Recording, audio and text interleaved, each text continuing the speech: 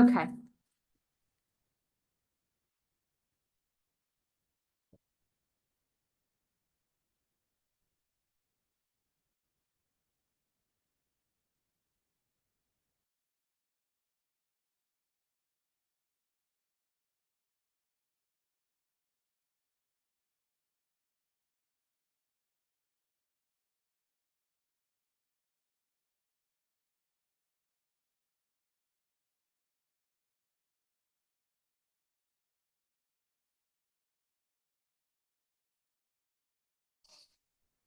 شكرا. شكرا خالد. المشكلة منهم يعني.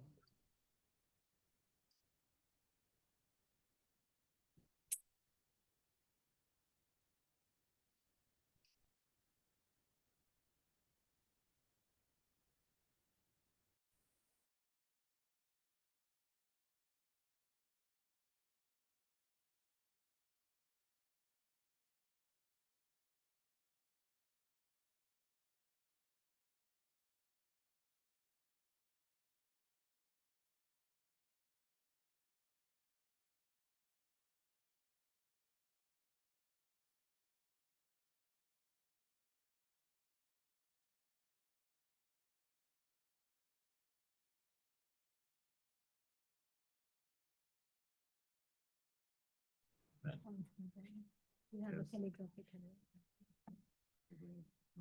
Sri Lanka, not far from Nepal, and we kind of grew up in the classic. I think required to write with fountain pens Yes. in school days. but now you're here, huh? Only till June. I was doing my master's. I'm finishing up in May. Congrats. I'll be going back. Kathmandu? Yes. Where were you? I have actually, but when I was quite young. Okay, you all set, Charo? We drove. I'm from Sri Lanka myself, but we drove. My father was a diplomat in New Delhi. Right. We drove from New Delhi to Kathmandu. Can you believe it? Yes. It's quite an adventure. Okay, hopefully we have all of our online attendees back again. We're not exactly sure how the webinar stopped for a second, but I see here that we have أوكي، إذا نحن عدنا مرة أخرى. لا أدري لماذا انفصل الاتصال. okay. هنالك مشكلة في الصوت على ما يبدو. I think Gerard, you just need to be in English, right? Yeah. Okay. I think we're good to go, حسناً. yes? ربما يمكننا أن نبدأ الآن من جديد. Yeah, no, hold on. 1 second while we get the Arabic off the main room audio.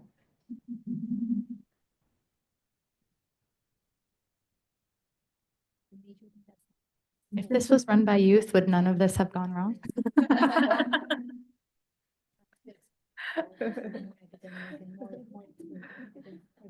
Just kidding, just kidding.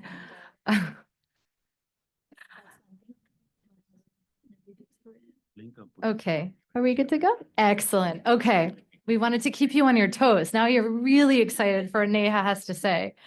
Sorry, we're back in action. No.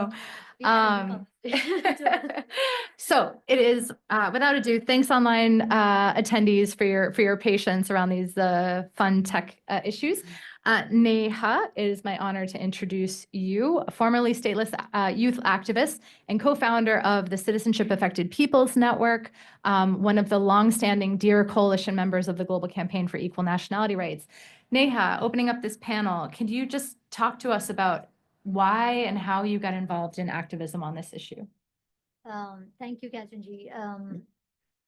Why I got involved in the activism for gender equal citizenship rights.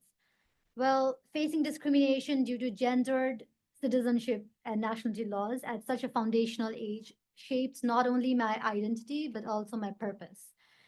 It was a wound that cut deep into my existence. And when the very beginning of your life is struck with such a blow, you only have two options, to fight or flight. And I choose to fight. Raised by a single mother, I had to justify why I deserved citizenship from my mother. And that was the main reason that fueled my purpose to continue on this fight.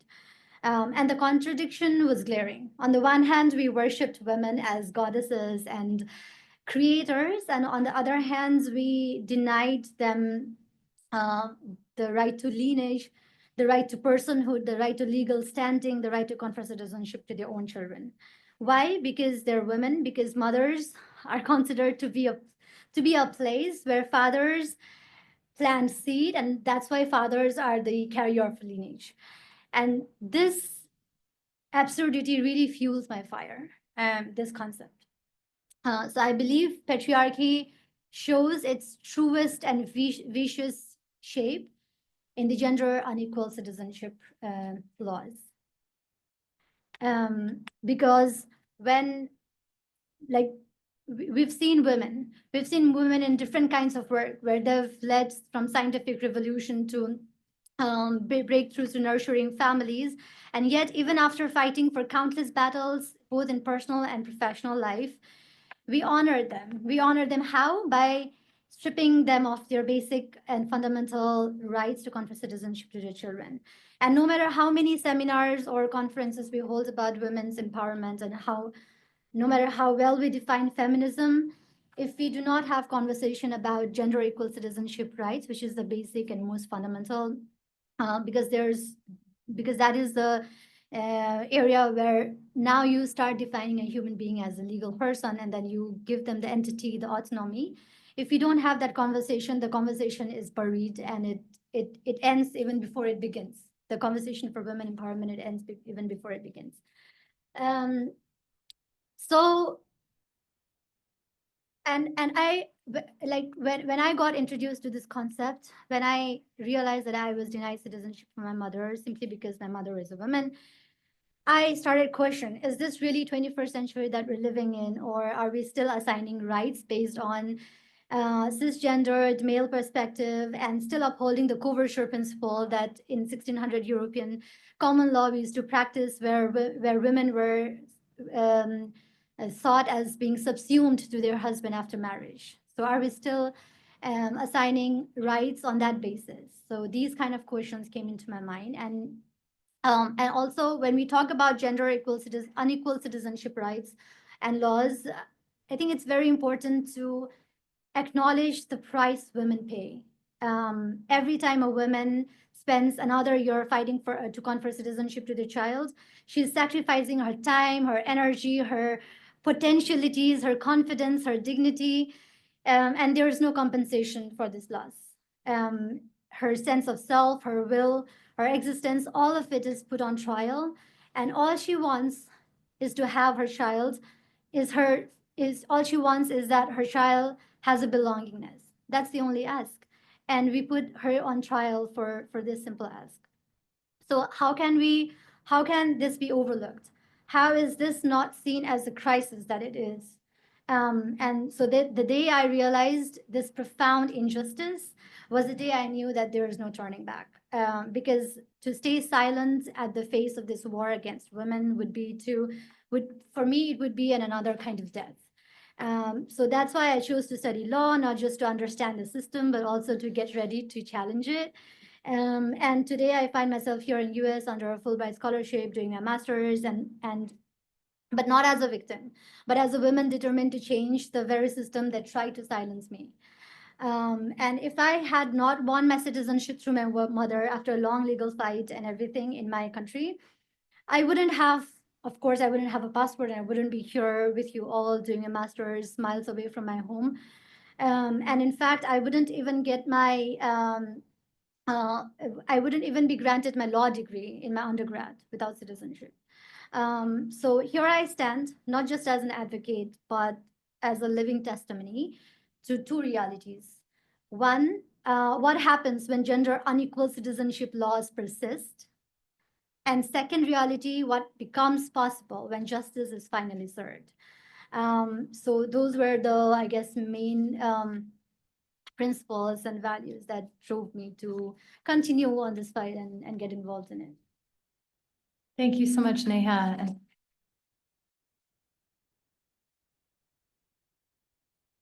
I think you hit on something that's very important, that in many ways, gender discriminatory nationality laws, I like to think of it as kind of the canary in the coal mine. If you have something so fundamental as the very ability to pass on your own citizenship to your own child, to your own spouse, and women are being denied that right, what will that look like across the laws in those countries that deny women those equal nationality rights? If at that very fundamental of what it means to be an equal citizen. And I think another extremely important point that Neha raises and embodies is what countries have to lose. What countries are losing every day now still in 2025. Neha ended up getting her citizenship, as she said, through a long court battle.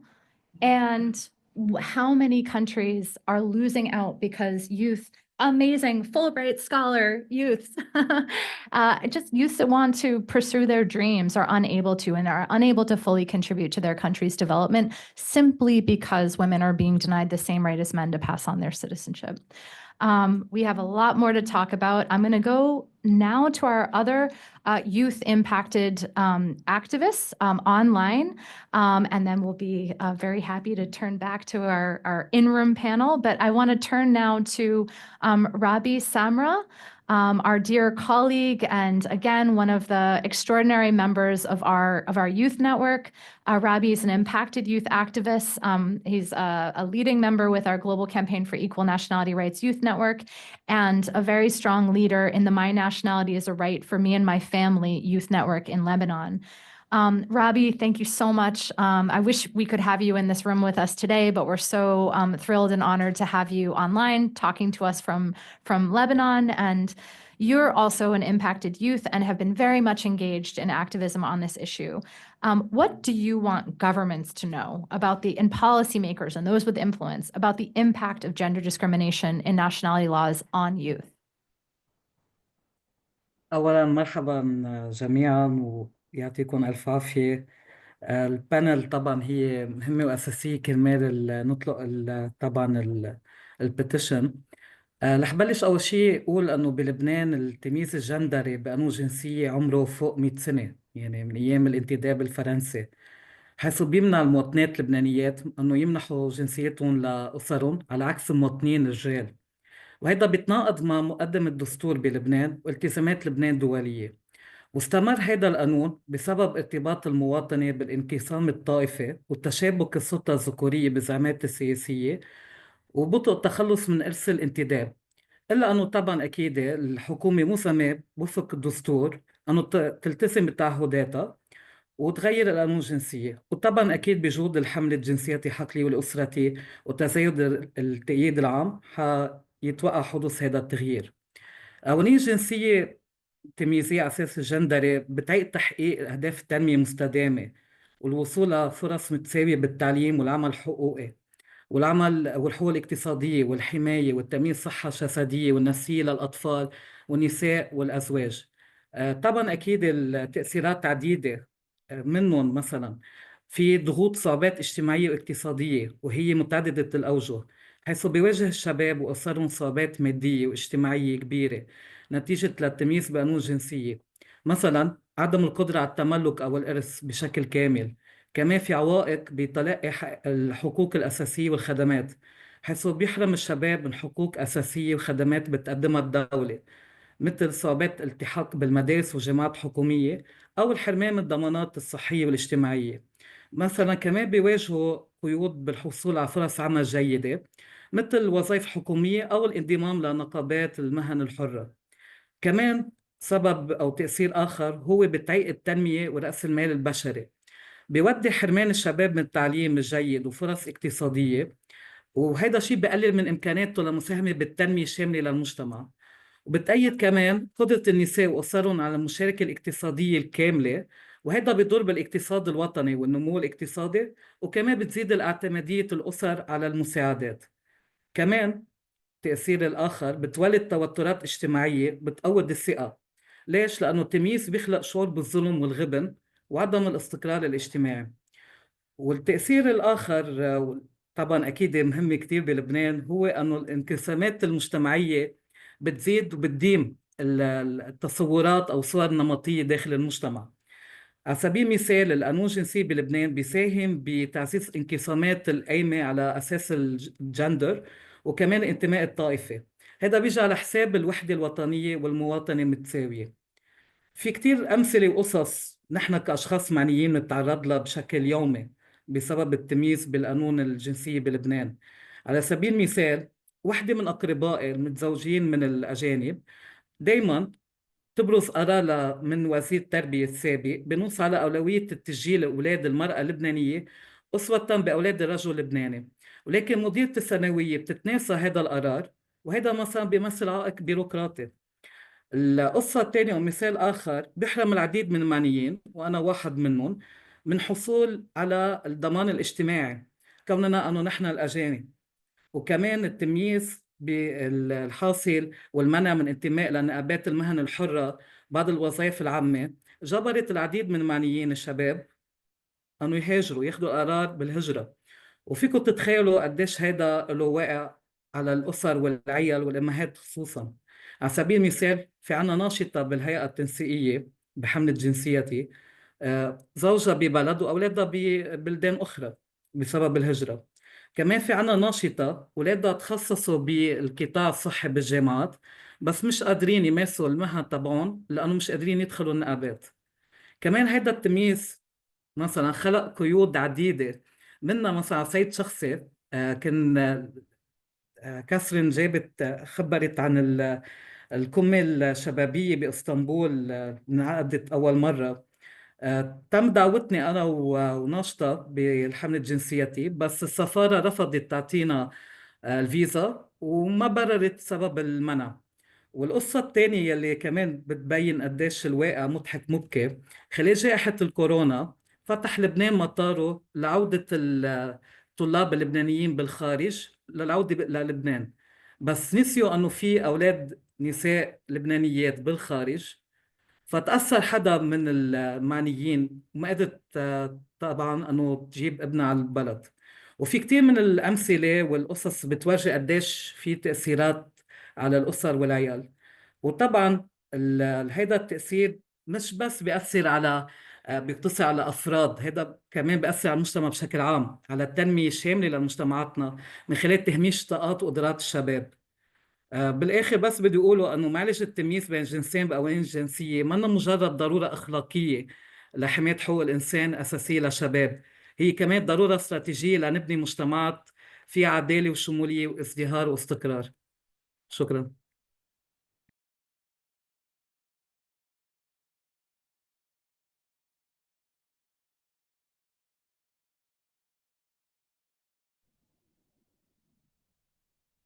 Thank you. Thank you so much, Rabih. And you brought up a number of really important points about the fact that youth, when they're looking to pursue certain professions in Lebanon and in other countries that deny women equal nationality rights, non-citizen children can't access professional unions and syndicates, can't sit for exams to get licenses for certain professions. And, you know, there were many extremely tragic outcomes during the pandemic where you had, for example, in a number of countries where borders were being closed for foreigners to enter the country, but citizens were allowed to return back home if you were out of the country.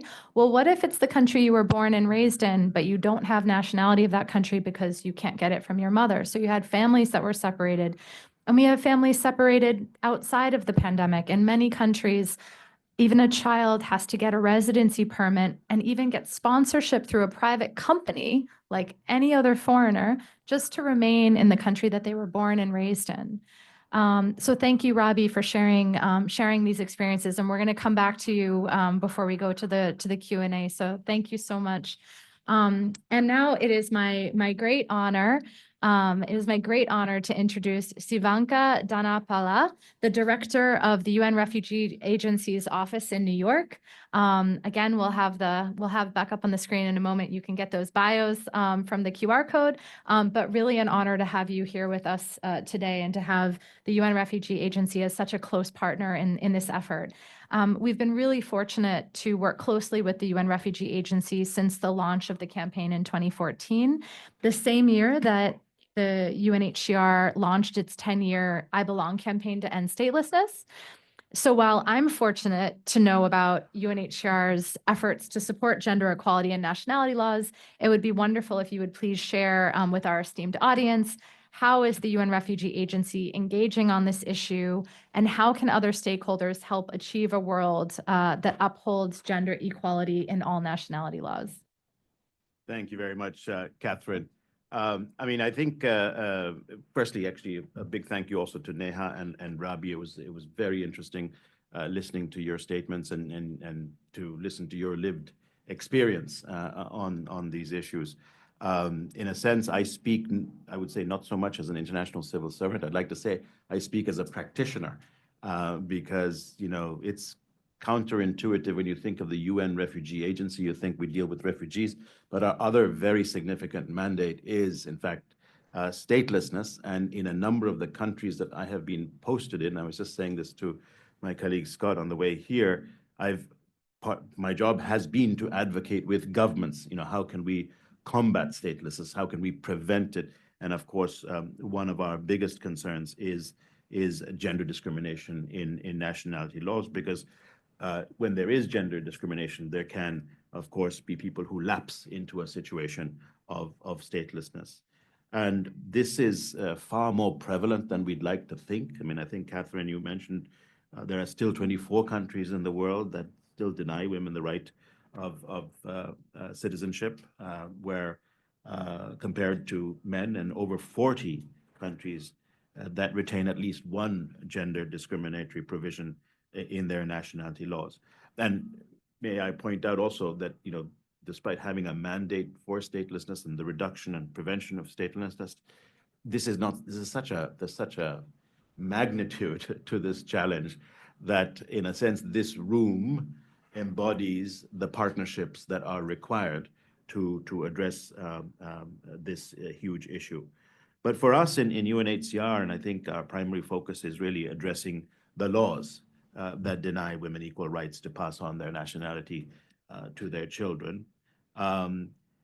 Because for us as well, I mean, when fathers are absent or it's unknown where they might be, and in situations of conflict and persecution, when people are on the move, this is very often the case, and where there's no ability to pass on nationality, children can really be left without nationality. And what does that mean? It means no access to education. I think Neha and Rabih were also mentioning this, no access to healthcare, and other very basic rights. And of course, it haunts you for the whole life unless it is in fact addressed in a critical way. What are we doing? Of course, we work with states. Like I was saying, I advocated with governments in my field duty stations to reform nationality laws. And very often, there really is already a grassroots movement that we can try and support, whether it's at the grassroots level among communities, whether it's by NGOs, whether it is in the legislature, where you have a number of active women very often representing these issues in Parliament, to really get this across. So a lot of advocacy and technical and legal advice, of course, sharing good practices. These are all extremely important. Now, as I said, we can't do this alone, and so we're a proud member of the steering committee of the Global Campaign for Equal Nationality Rights. And of course, wherever we can partner with civil society, with many of you out there, these are the voices that are really important in helping to build the momentum for change that is necessary, whether it's at the community level, national level, regional level, international, and so on. Now, annually, we actually publish a background note on gender discrimination in nationality laws, which kind of details and analyzes discriminatory provisions in national legislation. And I think this is one of the authoritative, let's say, sources of this kind of highlighting of recent legal developments.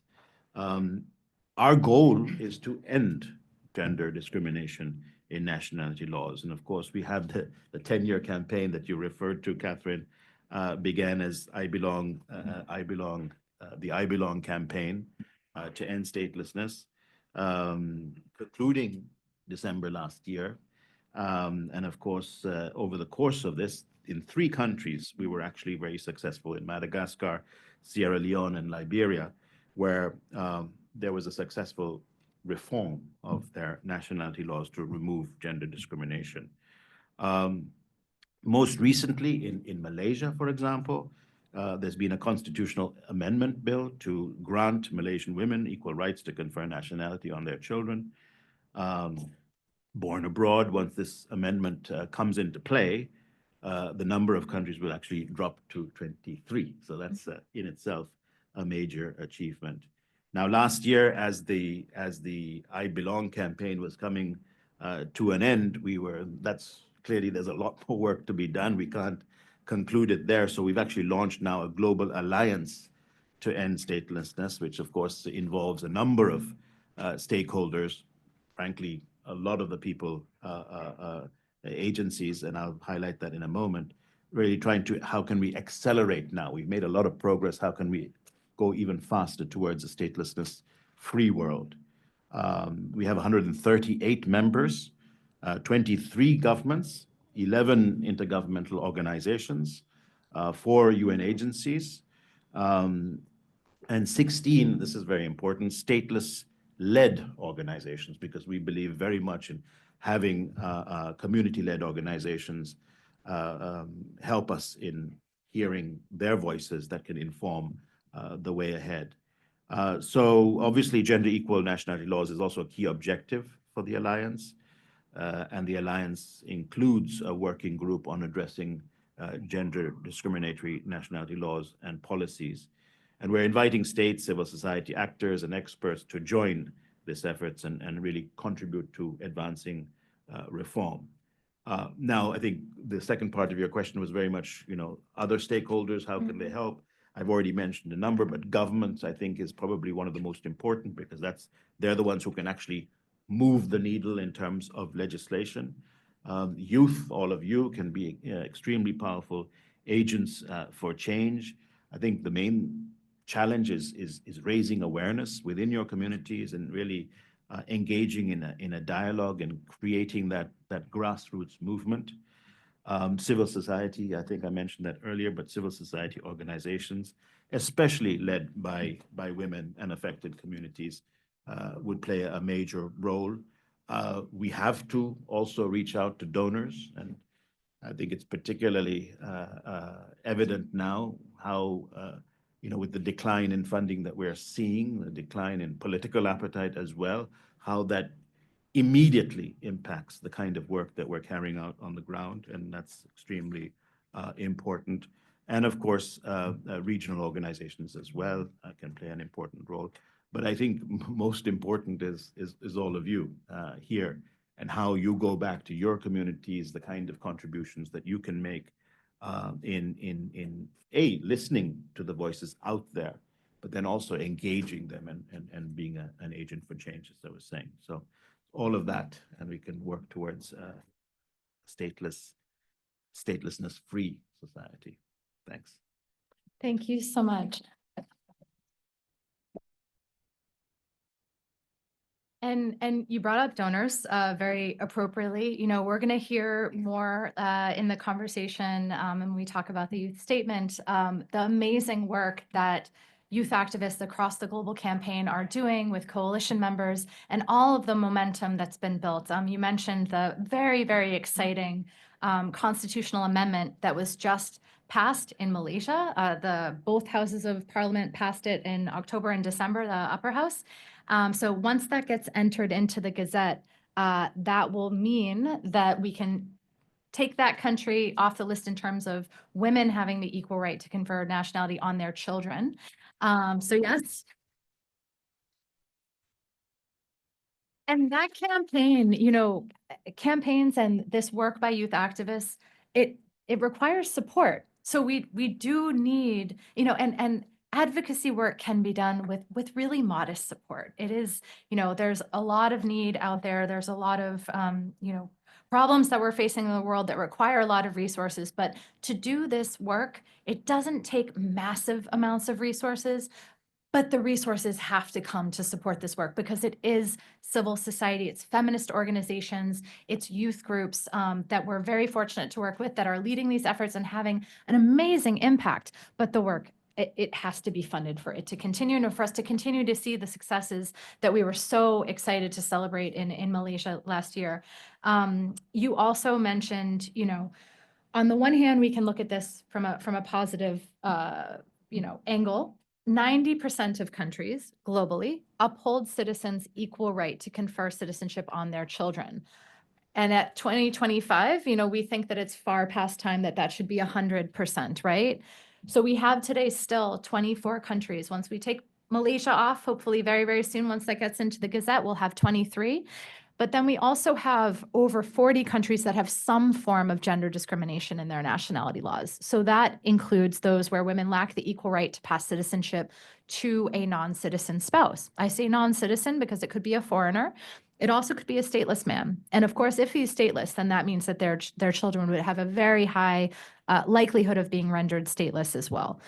And, I think it's worth also just defining because statelessness is one of those terms that even for folks working in the human rights sector or on gender equality, it's oftentimes overlooked and not always understood. When we say stateless, we literally mean that there is no country, there's no state government that considers that individual to be a national, to be a citizen. No country in the world counts that person as a citizen.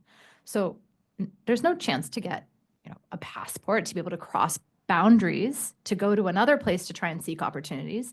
And yet you're denied in many cases, even the ability to move within the country to equally access education, healthcare, formal employment as an adult.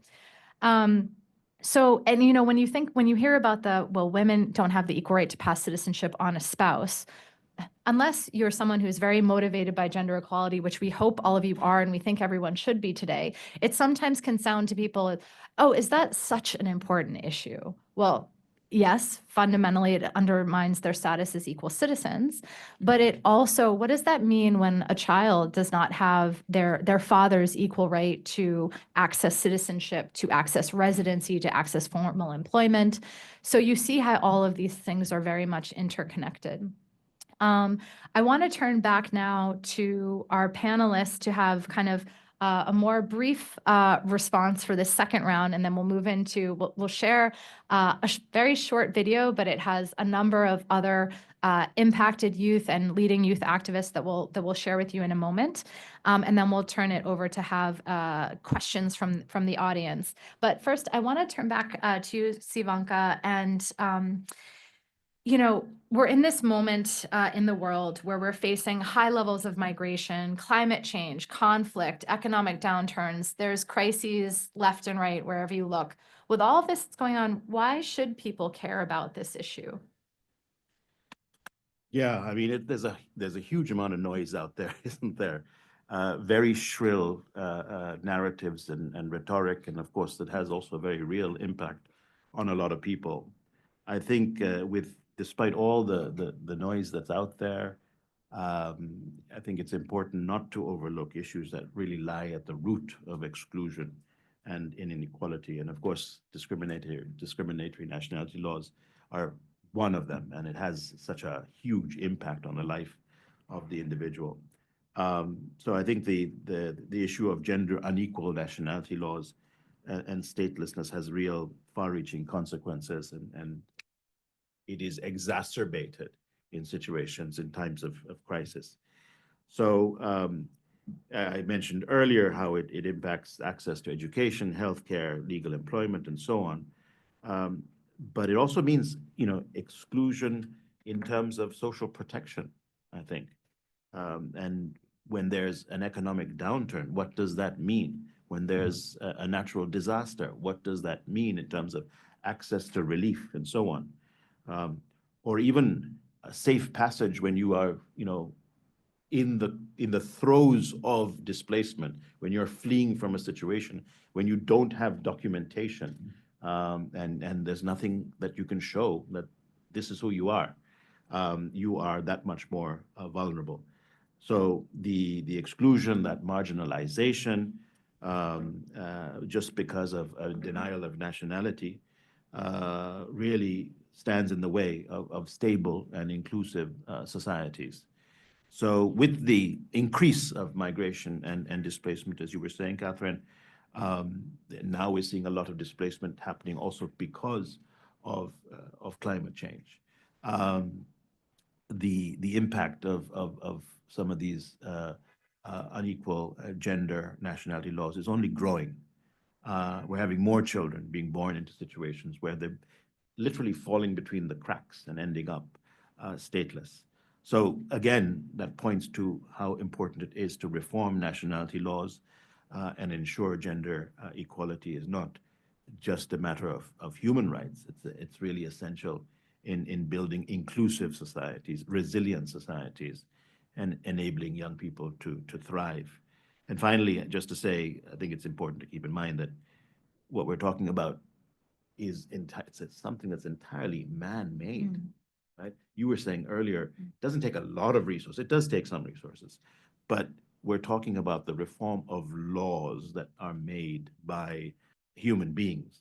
It's not inevitable, and it's something that is easily solvable. The solutions are very clear. It just takes political will. It takes advocates, it takes advocacy. So to amend and uphold these laws and on the principles of equality. So really, I think with engagement, with trying to drown out that noise, we can actually succeed. We believe so. And I think that's a really important point, that it's, it requires political will.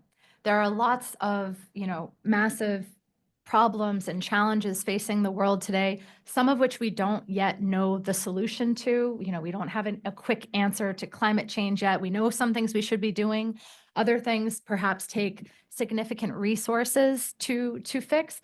This is a problem with a known solution that does not require significant resources. It requires the political will. And that's in part why we have all of you, hopefully here joining us now, because we all have the power to build that political will, to really show policymakers that they need to act and they need to address these discriminatory laws. So, this is a perfect segue to, we're here in part to focus on youth's critical role in activism for gender equal nationality laws. So can you share with us a little bit, Neha, about how youth are mobilizing to support these reforms? To start with, I would like to start with saying that youth are the most promising hope for the just tomorrow, but hope is not enough. So we can already see youth changing that hope into action. And we can see that also in the gender equal citizen, like youth working for gender equal citizenship rights. Youth are changing that hope into action already, grounded on education, fueled by lived experiences and guided by the purpose, like I said earlier. And just to quickly talk about linking back to my organization, Citizenship Affected People's Network, and in support and collaboration with the Global Campaign on Equal National Rights since 2014. Youth are always at the forefront in Nepal, not just participating, but leading. Each of our initiatives are grounded in strategic planning, and it's very intentional. We understand that this issue cannot be solved without youth taking the ownership, because youth are the ones, like new generations are the ones who are ending up being stateless. I've seen individuals who, without citizenship, like literally I've dealt with cases in my organization where individuals without citizenship, they're trafficked. They've tricked into jobs that are very exploitative because they don't have any other options. I've seen individuals who've committed suicide. I've seen individuals who've really their life is ruined because it's extremely difficult out there without job, education, anything, without documentation. And I've seen, I had a friend who died of drug overdose because it really ruins your life without documentation. It's a very difficult life out there. So our flagship, just to flag a few things, like we have a flagship school outreach program, which is driven and trained. We train young individuals in schools and high schools and graduate, undergrad level, and they're the one who go out there and build, like they are having more training with other youths. And they're not only spreading awareness, but they're reshaping the conversations in the classrooms. And across districts also, we have built coalitions of impacted youths, like people who are youths who are impacted by gender discrimination citizenship laws. We have coalitions across districts in Nepal, and we constantly work in collaboration with them. And we're even starting, initiating a program called From Pain to Power, which basically is like we're building capacity of these impacted youths so that they can do paralegal work at the community level and provide how do you say, the legal help other individuals, other impacted individuals to get citizenship and in their legal processes. And also through creative platforms like Vox Pop, podcasts, digital campaigns, like digital social media campaigns in CAPN. We're not only informing the grassroots communities, we're also inspiring them. And recently we completed a youth-led research, which was supported by Global Campaign on Equal National Rights, where we did a research on the recently amended Nepal's citizenship legislation, its implementation status. And this research will definitely have an impact on how we reshape our advocacy in the future. And without the resources again, and without support, without collaboration, and without youth engaging in this research, it wouldn't have been possible. And we're not alone, like we mentioned earlier, in Malaysia too.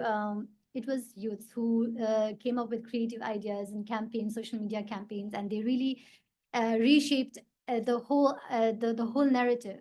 And especially in Malaysia, we could see the powerful reminder that determined, informed, and united youth can accomplish so much. So in the globally also, the Global Campaign on Equal National Rights, we recently had last year we had a youth summit that brought together youths from different, like across the borders from these countries that had gender discriminatory citizenship laws. And in this summit, the GCNR gathered all these youths, and it was a space basically to build on the ongoing collaboration we were individually doing in our countries, so that we can come together and now build a more solid network, have more solid conversations and exchange and strategize and build more solidarity together. And a major milestone of this collective of the youth was the youth statement that we are launching today. So a youth statement for gender equality in nationality laws, which was authored and endorsed by youth from multiple countries. We sat together, we discussed. It was a months of discussions back and forth. And we are in the statement, in the petition, we're calling on governments to eliminate gender discriminatory citizenship laws and to ensure equal citizenship rights for everyone. I would like to say that the momentum is right now. We've built a lot of momentum throughout this so many years. And this momentum is extremely crucial. Like if we lose it now, the setback will be very severe and the cost will be very high. We need to hold on to this momentum and really build on it. We must carry this forward. And today, I'm really honored to announce that we are launching the youth statement. And this statement is not just simply a document. Let it be a declaration of all the youths that we as youths we're not waiting for change to happen, but we are making it happen. And really all the momentum that we've gathered, it's extremely important that all the youths, like it doesn't take a lot of resources or a lot of time and energy, it just needs intention. And I really urge all the youths to please sign the petition, please spread the words, and let's make it a really intentional and a widespread movement. And it's just 23 countries and 24 countries. Let's have a world that has 100% gender equal citizenship laws. For that, I really call upon everyone to support the petition. You don't have to do extraordinary things. You just have to be intentional and really speak about it, and really unite. I'd like to say that. Would you like to read me to read the youth statement already, or in a way? Maybe we'll go to Rabih quickly, and then we'll turn back to you for the youth statement before we do the video. Thank you, Neha. So Rabih, before we read the youth statement, you've been involved a lot in youth activism, and it would be great if you could share with our colleagues here and online any recommendations that you have, how people can get involved and support reform efforts. طبعا أول شيء بدي بلش إنه نحن الشباب مش بس قادة مستقبل. نحن اليوم قوة التغيير والفاعل الرئيسي بتحقيق أهداف التنمية المستدامة. طبعا أدركت بسن مبكرة أنه الصمت أو صمتنا منه خيار لما تنتهك حقوق الإنسان الأساسية. انطلاقا من هذا الإيمان الراسخ بلشت رحلتي بالنشاط الشبابي لمواجهة التمييز الجندري بالقانون الجنسية بلبنان، من خلال انضمام لحملة جنسيتي حقلي ولأسرتي، يلي بتآمن بقدرة العمل الجماعي للشباب على تحقيق مجتمعات أكثر عدلا ومساواة للجميع. فطبعا أكيد تحقيق الهدف الخامس من أهداف التنمية المستدامة بيتطلب منا جميعا وخاصة الشباب كجهات فاعلة للتغيير أنه نكون بطليعة المطالبين بالعدالة. وتجربتي الشخصية مع التمييز الجندري بقانون الجنسية بلبنان وانضمامي لحملة جنسيتي منذ مراهقتي هي شهادة حية على الأهمية القصوى لمشاركة الشباب الهادفة بمساعدة الحكومات ومطالبة بتطبيق معايير دولية لحقوق الإنسان. طبعا أكيد كوني شخص معني بانتهاك لحقوق الإنسان والتمييز الجندري بقانون الجنسية، بلش نشاطي مع حملة جنسيتي كعضو فاعل بالهيئة التنسيقية للحملة. وطبعا كانت الحملة سباقة على صعيدين العالمي والإقليمي بإشراك المعنيين بهدف تعديل قانون الجنسية بلبنان. وطبعا ساهمت بشكل فعال كناشط ضمن الهيئة التنسيقية للحملة من خلال المشاركة الفعالة بتنفيذ استراتيجيات الحملة. مثلا كنا عم نشتغل مؤخرا مع الشباب والطلاب والطالبات جامعات بلبنان كرمال نعمل ورش عمل نعرفهم أكثر على التمييز الحاصل بالقانون الجنسية. وطبعا عم نساهموا ببناء القدرات من خلال كيفية توصيل الرسالة أو بناء حملة إعلامية كرمال إذا بدكم نبني قادة بداخل المجتمع بتأثر على التداول العام وبتخلي تأثر أكثر على صناع القرار بتعديل التمييز الحاصل بقانون الجنسية. كمان ساهمت بمساعدة الممثلين الحملة بالقمة اسطنبول السنة اللي فاتت من خلال إرفادهم بالأوراق البحثية أو بالأبحاث. وطبعا شاركت أكثر مع الحملة من خلال الحملات الإعلامية والسوشيال ميديا كرمال نأثر على التداول العام داخل المجتمع اللبناني. هيدا الشيء اللي اكتشفناه أنه ممكن يساعدنا أكثر بتقليب الرأي العام ونبني إذا بدكم ستيب الأولى نحو التغيير. وطبعا أكيد الحملة الجنسية إذا بدكم منحتني فرصة كبيرة وعززت قدرتي على إحداث تغيير فعال من خلال عمل جماعي. العمل الجماعي كان من خلال المعنيين والمعنيات وخاصة الشباب. وهذا الشيء كمان تأكد من خلال التجربة اللي صارت مع الحملة العالمية للحقوق متساوية بالجنسية. طبعا الرسالة هلأ للشباب أنه بصفتنا نحن قادة التغيير لازم ننخرط أكثر بمجتمعاتنا، نشارك بفعالية بالعمل الجماعي بالحملات المحلية والإقليمية والعالمية يلي بتهدف لتعزيز حقوق الإنسان وتحقيق مساواة بين الجنسين. لازم نتواصل مع الحملات التانية ونتبادل خبرات ونرفع جهود المناصرة لتكون كمان على مستوى دولي من خلال التفاعل مع آليات متحدة مثل اليوم. ومثل ما اجى بالعريضة، العالم خالي من قوانين جنسية تمييزية القائمة على الجندر، هو عالم ثوري، يعني بحقق ثورة بالعالم.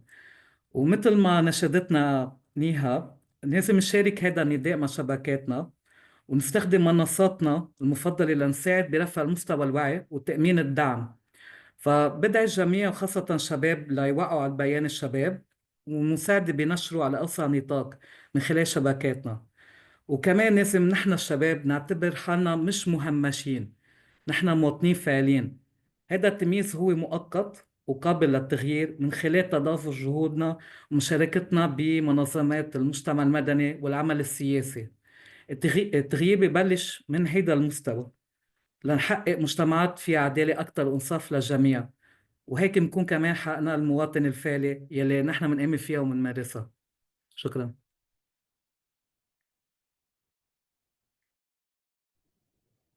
Thank you so much, Rabih.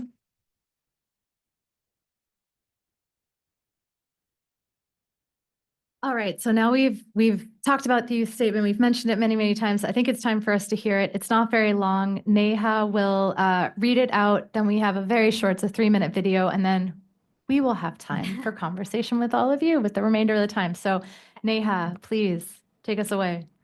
Okay, so the youth statement by the Youth Campaign on Gender Equal National Rights. We, youth from among the countries that retain gender discriminatory nationality laws and allies, seek to realize a world where all women have the right to pass on their citizenship on an equal basis with men.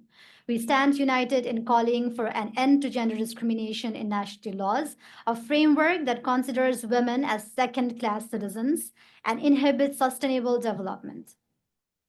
These discriminatory laws harm entire families, destabilize communities, and deny countless persons the opportunity to thrive. Today, over 20 countries have nationality laws that deny women the right to confer their nationality to their children on an equal basis with men. Over 40 countries deny women the equal right to pass their nationality to a non-citizen spouse. Those denied citizenship as a result of gender discrimination in nationality laws often face obstacles in accessing education, healthcare, employment, financial services, property rights, inheritance, and freedom of movement. They may even be rendered stateless. These discriminatory nationality laws are contributing to poverty and holding countries back. A world without gender discriminatory nationality laws would be transformative. It would mean more children growing up, fulfilling their potential, more families living in dignity and stability, and stronger society benefiting from the contributions of all their citizens' children. More children could dream freely, learn without barriers, and thrive without bureaucratic obstacles. Such a world would foster prosperity, unity, and opportunity that benefits everyone. We call on all the governments, policymakers, politicians to act now. Reform nationality laws to uphold equality. It is not only the right thing to do, but it is a smart thing to do. Putting these discrimination behind us once and for all is the interest of everyone. We call on civil society, the United Nations, and those committed to advancing gender equality, children's well-being, and sustainable development to amplify our voices, raise their efforts, and advocate with us to end gender discrimination in nationality laws. By upholding gender equality in nationality laws, we can create a more equitable, just, and prosperous future. Let us work hand in hand to build a future where no one is denied their inherent right to belong and no woman is denied equal citizenship.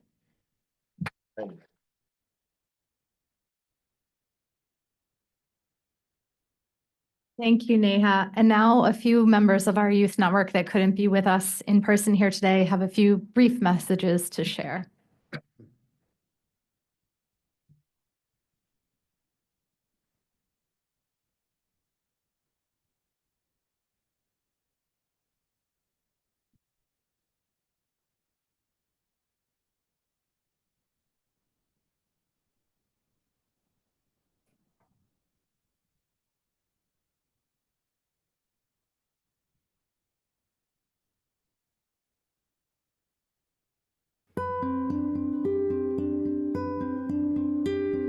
We, the youth of Eswatini, stand for gender equal nationality laws and a statelessness-free world. You can also play your part. Sign the youth statements, make a difference.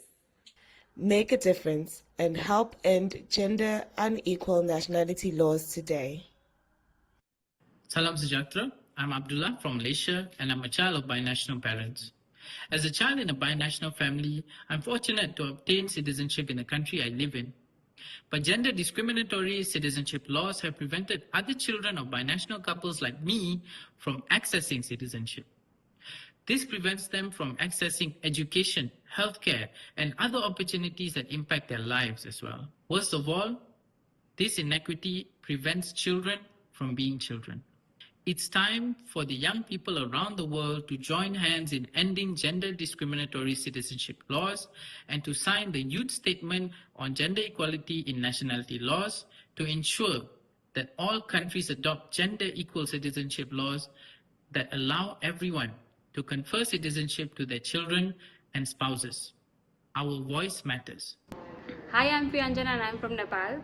In many countries, women still can't pass their nationality rights to their children, and this must end now. I support equal nationality rights because women are still treated as a second-class citizen in their own home, and this is a blatant discrimination against them. Hello, Sanbonani. My name is Sanel Siwetwana from Eswatini. Eswatini is one of 24 countries that still deny women the right to pass their nationality to their children, and that is unjust. As a young person, I fully support equal nationality rights because a child's rights should never be determined by their parents' gender. So join us today in this fight against discrimination by signing a youth statement for gender equality rights because your voice matters.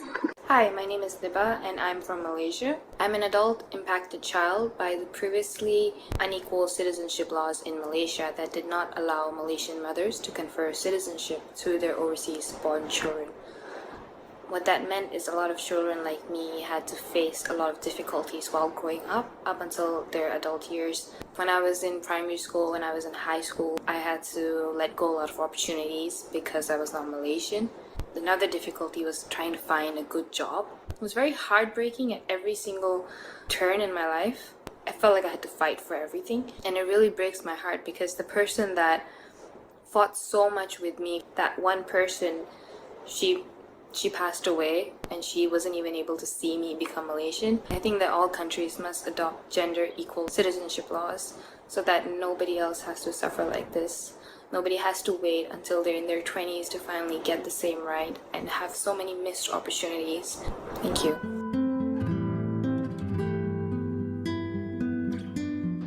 I urge everyone to sign the youth petition for gender equal citizenship rights, urging all the countries, stakeholders, UN, policymakers, CSOs, and everyone to come together because everyone's voice matters.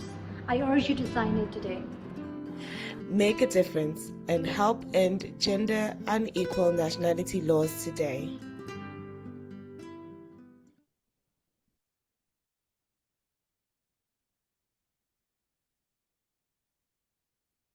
Thanks to our Youth Network members for sending in their video messages. You can see everybody did that very DIY on their own. So we're scrappy, but we're getting the message out there. So now I'm really want to turn over the floor to you and hear your questions for the panelists. And we'll pay attention to those online questions as well. Maybe we can take a couple to start with. And if you could direct, if it's for a particular panelist, please let us know, or if it's open. But yes, please go ahead. Oh, we'll give you a microphone. Sorry, thanks. And if you can speak slowly for the interpreter, that would be wonderful. I should have reminded myself at the beginning. Definitely. Thank you all so much for being here and sharing your knowledge and insights.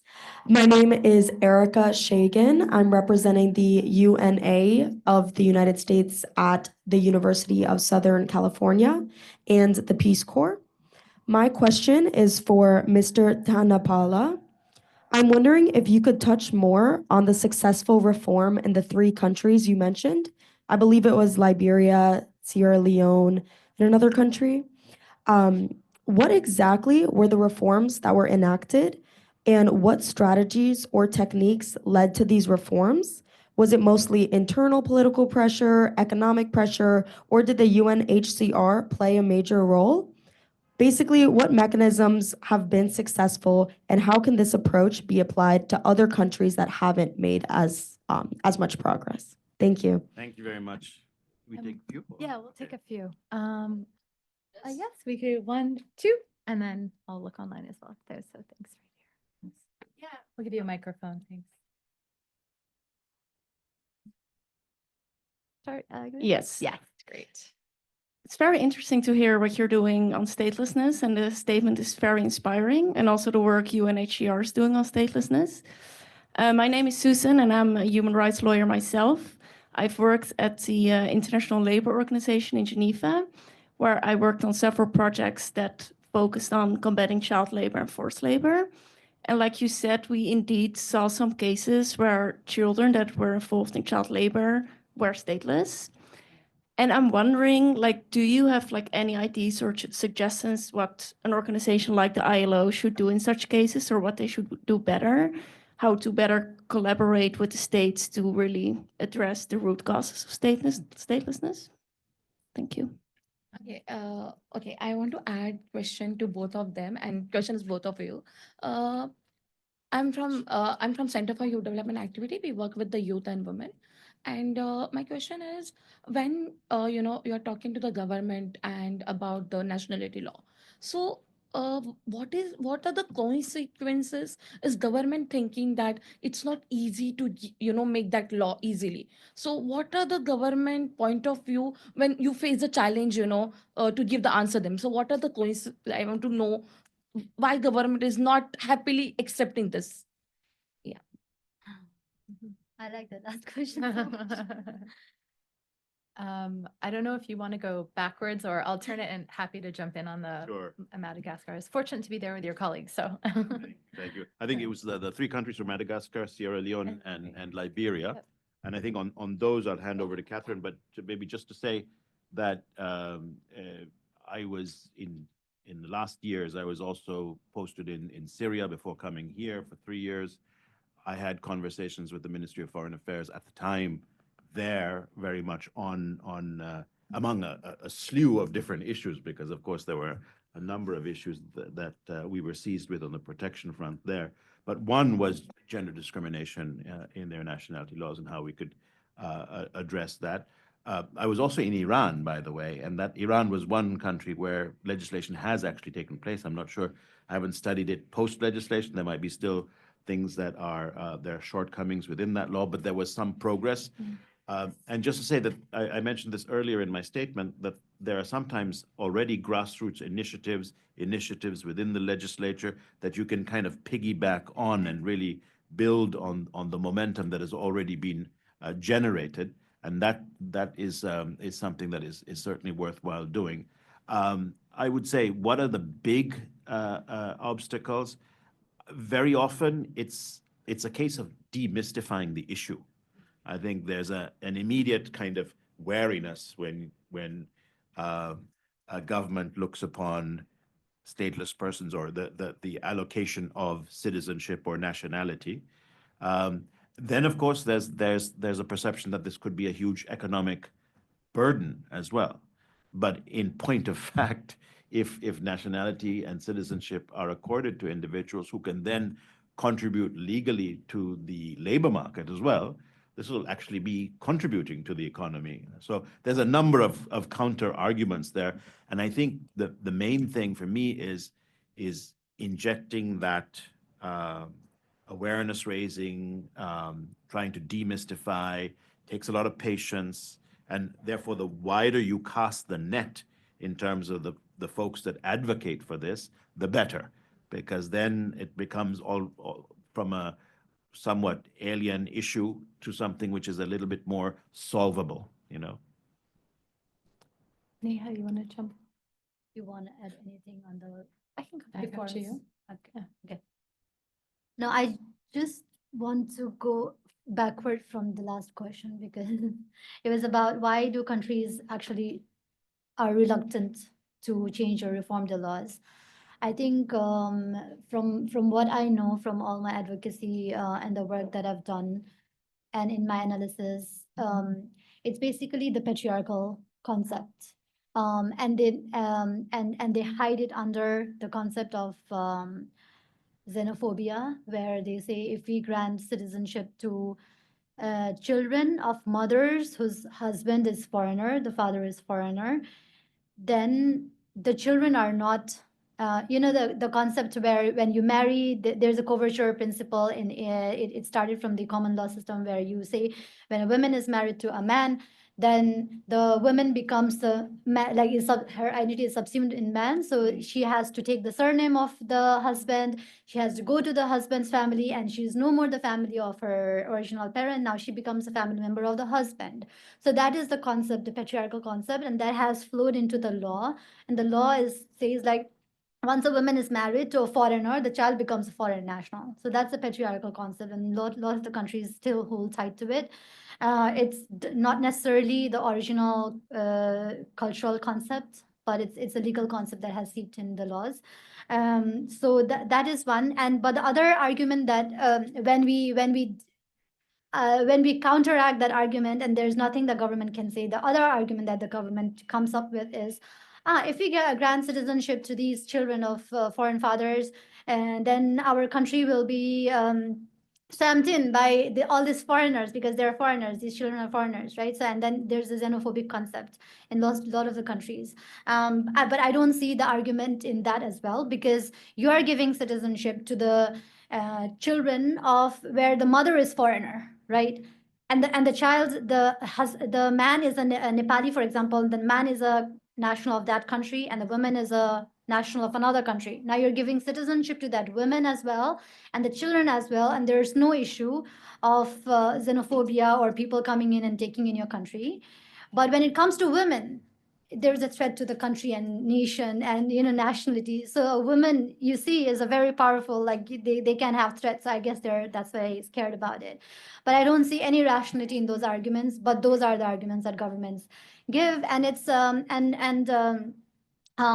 like you mentioned, we need to demystify the concept, because it's mixed with rationality, but then it's mixed with all these irrational things, and then it's very important we segregate it, and then deal with it one thing at a time, and then also have dialogues with governments, because a lot of time not everybody thinks clearly. It's the general notion that's in the society and stereotypes. We just tend to believe in it. We don't question it.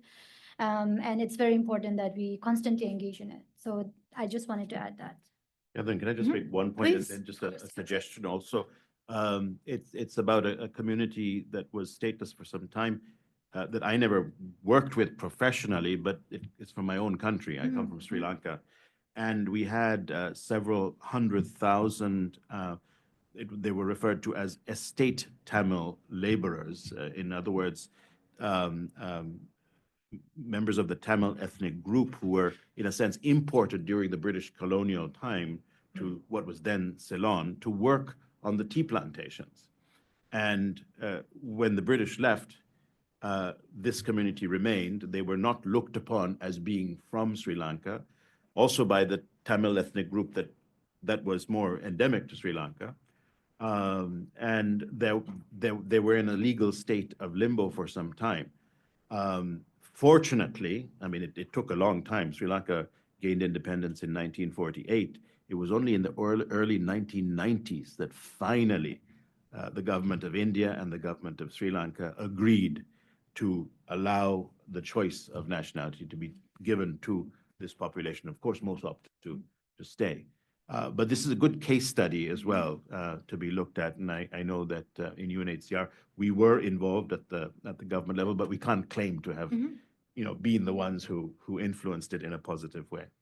But of course, to your point, and this is what we've seen when we look at the instances of Liberia, Sierra Leone, Madagascar, it is this interrelationship between a really strong grassroots bottom up, in this instance, really led by feminist organizations that are working with, and when it's really impactful, centering the voices of impacted families, impacted mothers, impacted youth, working together in the feminist organizations, working with other civil society groups, those that are focused on sustainable development and children's rights and inclusion, and really elevating attention to the harm caused and the benefits of reform, but working closely with and benefiting from also engagement and pressure from, encouragement, I'll say, from the UN agencies that talk to governments, help to make them understand why these reforms are in their best interest.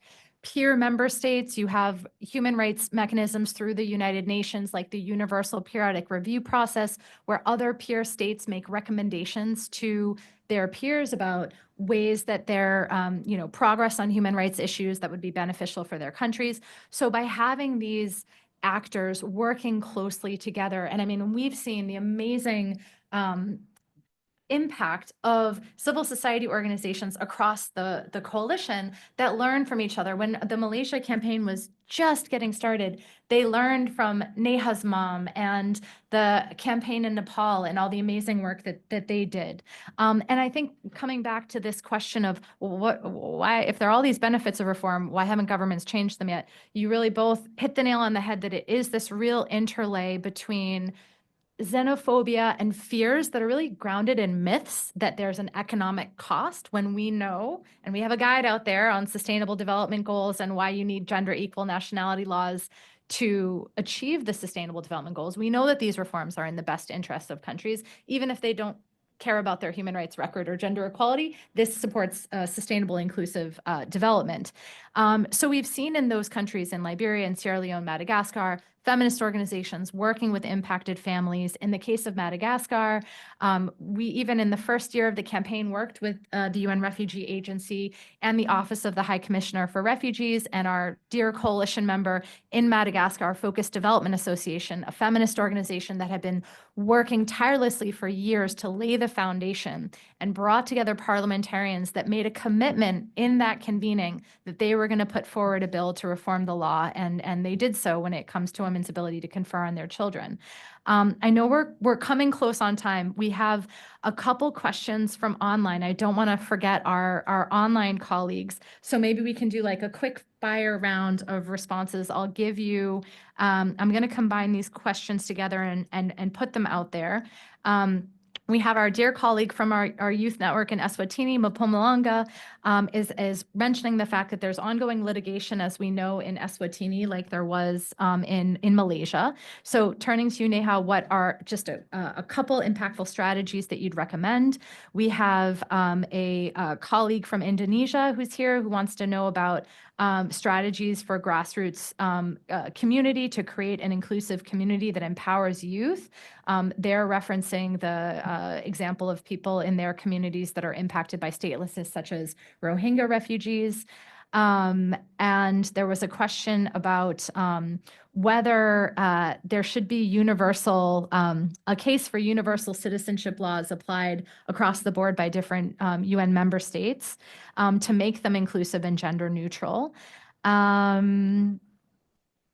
Yes, and a question about UNHCR's future work on this, including in the instance of Nepal, but where UNHCR is going to be engaging on this issue.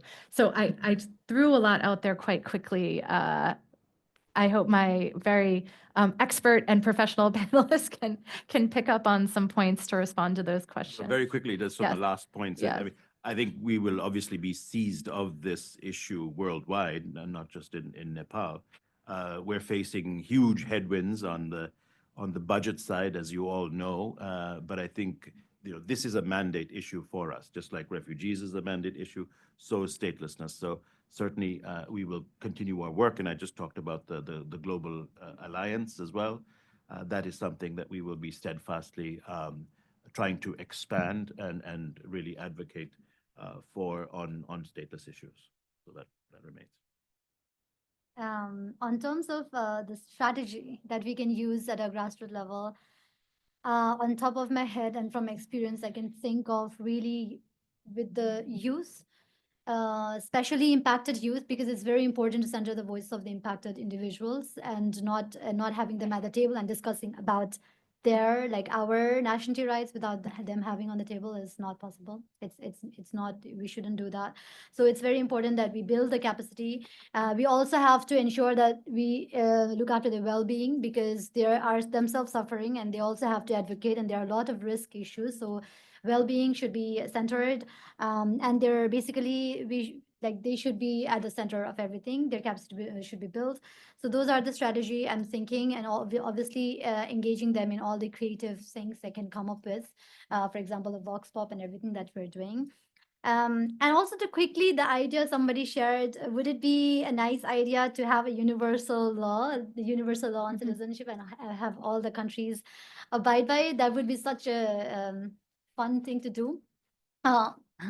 But unfortunately, I think there is a concept in the international law concept of sovereignty, where the nationality laws comes under the sovereignty of each state, which says that each state has their own sovereign power to define what their nationality laws is, who they want them as their citizens, who they don't want there as the citizens, and have those criteria. It's a sovereign right. But at the same time, there's an international law saying that while you are doing that, make sure it's based on human rights. So although we cannot touch on the sovereign issue and we cannot have a uniform law, we can still hammer on the human rights issue, because it's not right that they are abusing and exploiting our human rights, and maintaining the sovereignty. And so we can still do that. Thank you, Neha. I know we didn't get to answer everyone's questions. I put in chat, and to all of you, let's continue the conversation online. Follow us on Twitter, on Facebook. We can keep the conversation going. We're going to share with all of you a toolkit for social media to help get the word out and to get signatures on that youth statement. The statement can be signed by folks of any and all ages. So it was drafted by youth, but we want support and we want that to be spread as widely as possible. So I want to thank so much our esteemed panelists. Thank you for your time here and Rabih online. Our dear co-sponsors, our interpreter, thank you for your patience and your support, our tech support with which we would be completely lost. So thank you so much. And really, I want to thank our audience in the room and online. We really will look forward to your support as we continue to take this campaign out there, and our dear Youth Network for bringing us to this point and creating the youth statement and all of the work that went into that. So thank you all, and best wishes for the rest of your youth forum.